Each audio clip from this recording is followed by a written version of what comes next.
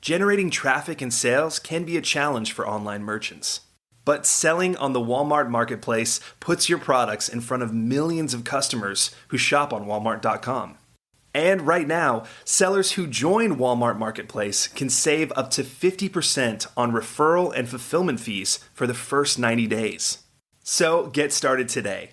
Head over to marketplace.walmart.com/savings.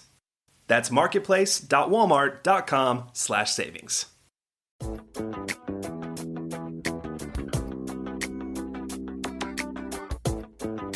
Welcome to E-Commerce Conversations, a weekly podcast focusing on e-commerce topics featuring interviews with prominent people in the e-commerce space.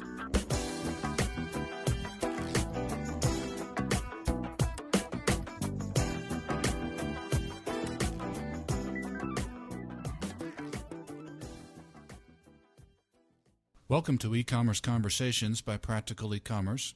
My name is Kerry Murdoch. Our topic today is fulfillment. Every e-commerce merchant must address, at least in some capacity, the issues of fulfillment. One merchant who does this in a big way is Amazon.com. Amazon now offers its fulfillment and warehousing expertise to any e-commerce merchant via its Fulfillment by Amazon service. To explain this service to us and how it could help smaller e-commerce merchants, we are pleased to be joined by Tom Taylor. Tom is Vice President of Fulfillment by Amazon. Well, Tom, thank you for your time today. Thank you, Kerry, for having us have a chance to talk to your sellers. Absolutely. Tom, our listeners, of course, are e-commerce merchants, smaller e-commerce merchants mainly. And our first question for you is, can any merchant outsource his fulfillment and or warehousing to Amazon's fulfillment services? Absolutely, yes. We originally started with the idea of Fulfillment by Amazon, sort of listening to our customers who really wanted to have a better shopping experience, but we realized that sellers, e-commerce merchants, they sell on many different channels, maybe Amazon, maybe other channels, and we knew that to make Fulfillment by Amazon compelling, that we have enabled fulfillment for any channel. The seller wants to give us items, orders to any customers, we'll ship them out for them. Okay. Does a seller have to use Amazon's other services? Does a merchant have to, a merchant have to use Amazon's other services, shopping cart services, etc., to use your fulfillment services? No, they don't. Although certainly, so we have a variety of ways you can interact with Fulfillment by Amazon, but you do not have to sell on Amazon. We certainly find that once you're already using Fulfillment by Amazon, perhaps you might as well sell on Amazon, but it's not required. Okay. In terms of operational issues, Tom, walk us through a merchant has a shopping cart, hypothetically a third-party shopping cart, perhaps a hosted shopping cart. Uh-huh. How does that information get from the merchant when a customer places an order to your fulfillment services?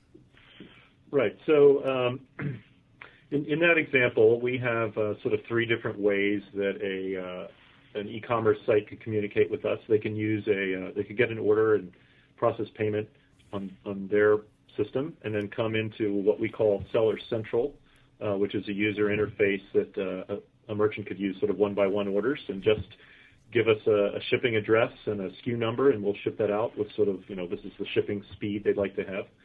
And in addition, we also have sort of feed support as well as APIs for some larger sellers that may want to integrate automatically with us. We have other programs within Amazon that may also do payment processing, and that would integrate directly with us. For example, if you use sort of our Checkout by Amazon process. But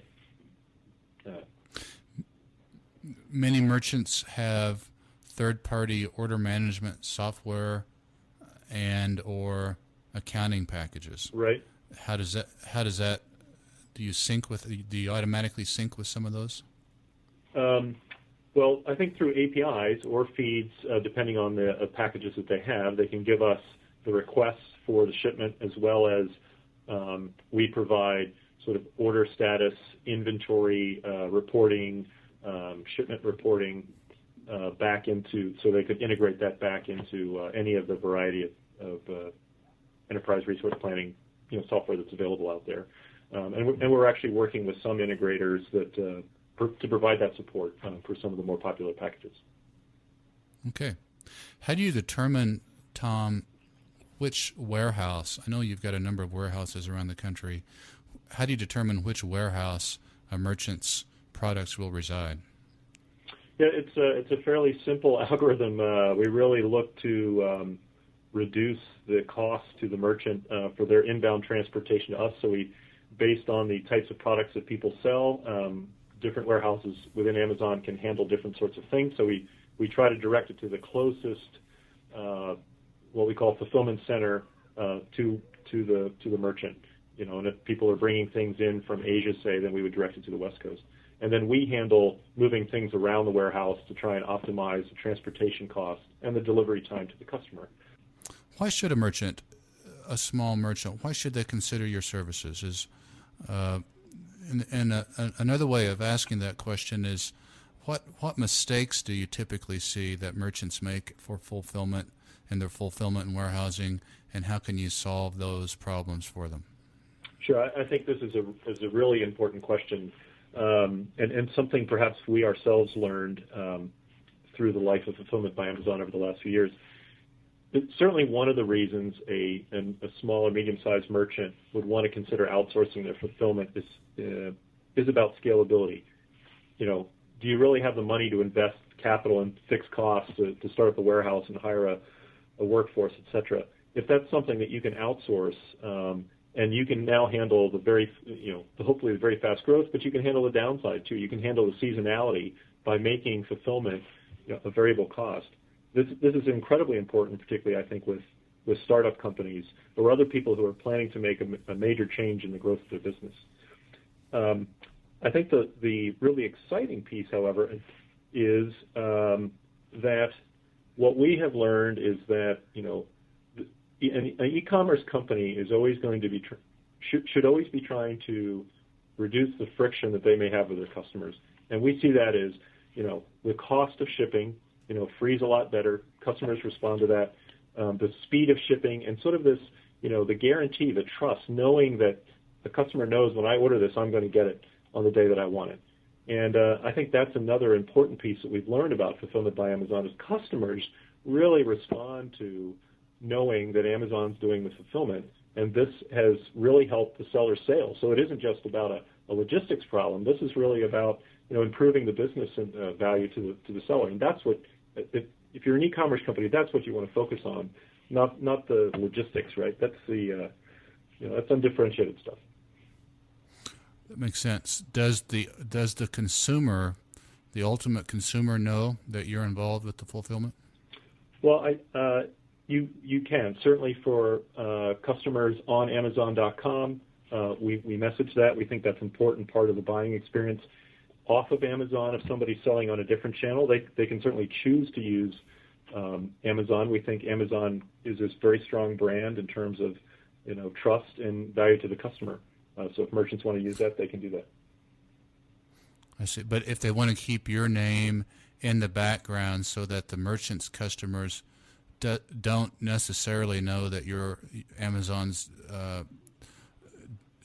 doing the fulfillment services, you can be in the background if the merchant chooses. Absolutely. If the e-commerce site is entirely branded to the merchant, even our the boxes are brown and the packing slips only has the merchant information. If that's the brand that the merchant wants, we totally support that. How does your pricing system work? You mentioned there, Tom, that it's you mentioned variable cost. Is there, I was looking on your site earlier, looks like there was warehousing costs and then there's pick costs. Can you give us, without going into the specifics of what it costs, because it's hard on a merchant by merchant, generally how does your pricing model work for merchants that are listening to this? Sure. So our pricing is always available publicly. If you go to fba.amazon.com, it's there. We tried to make something that was very standard that would work for everyone. So we tried to make our pricing sort of around the cost drivers that you would typically see in fulfillment. So we have so therefore it's driven around weight and shipping speed.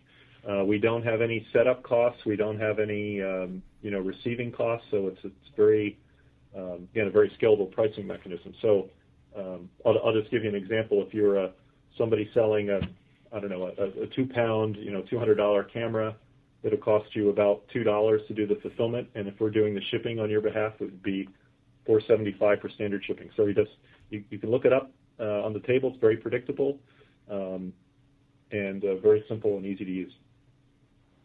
With Amazon's volume of shipping, will a merchant save money, save shipping costs? Assume the merchant is paying the shipping cost.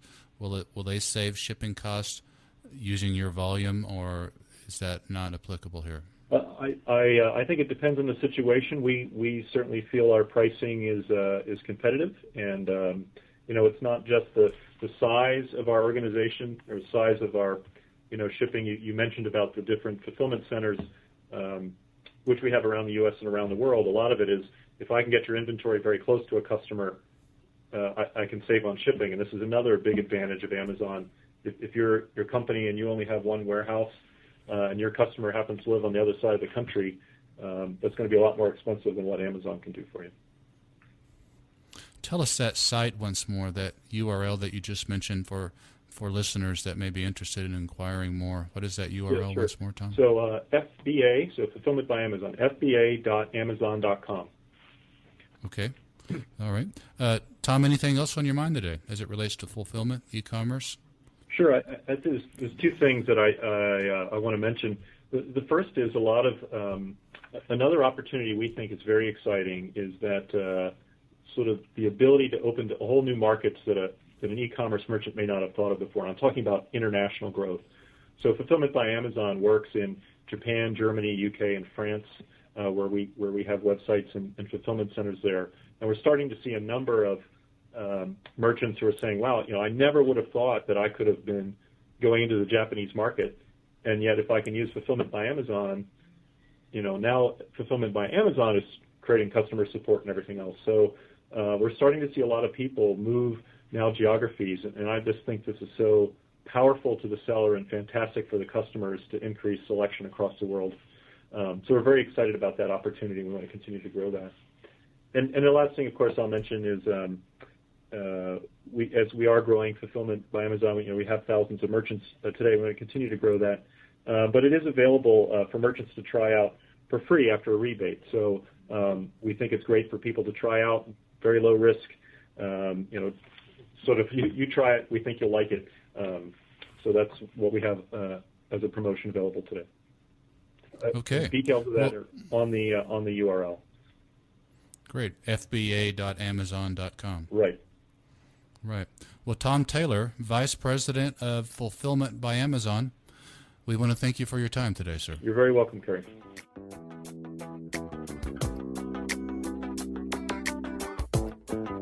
That's all the time we have for this week's e-commerce conversation. I hope you enjoyed it. Please tune in next week for another new episode.